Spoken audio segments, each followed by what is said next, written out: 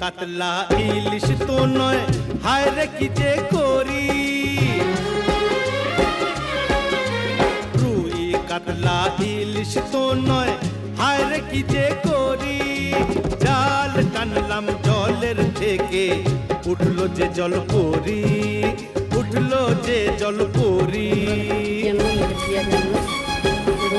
ওরে রুই কাতলা ইলিশ তো নয়, হায় রে কি যে করি। জাল টানলাম জলের থেকে, উঠলো যে জল পরি, উঠলো যে জল পরি। জিরা বাটা করে খাই আলু দিয়ে।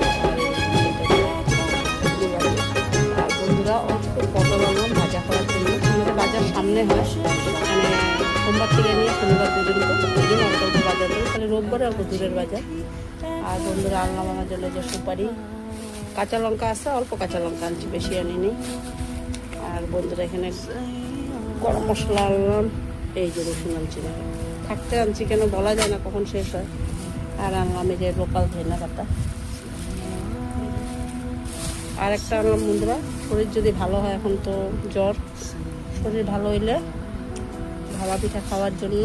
ভাপা পিঠা আমি নিজে বানাবো, কিনে আনি, তবে একটা 10 টাকা, বানাইলে একটু বেশি খেতে পারবো। একটা নারকেল নিয়ে আসলাম, নারকেলের বহুত দাম বন্ধুরা, আর একটা চূড়া বইলা 60 টাকা দিয়ে আনলাম একটা।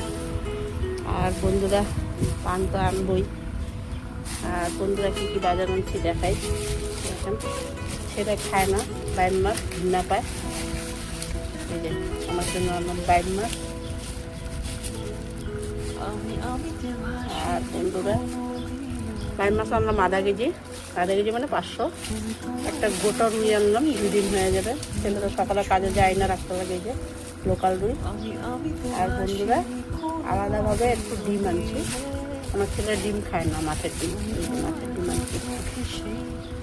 আর বন্ধুরা বলেন আজকে বাজার কেমন হইলো, রান্নার ভিডিও পাওয়া যাবেন। আর বন্ধুরা মাছের ভিডিওটা ভালো হইলো কিনা, বাইম মাছগুলি লোকাল, এই যে খাইতে খুব স্বাদ হবে। আমার ছেলে খায় না, বলে সাপ, বলে ওকে দেখায় বানাবো না। তবে আজকের বাজার এতটুকু হয়ে গেলো বন্ধুরা। যদি ভিডিওটা ভালো লাগে আমাকে কমেন্টে জানাবেন। বন্ধুরা আজকে দুপুরের ভিডিও বাজার করাতেই এতটুকুই রাখি, বাই বাই।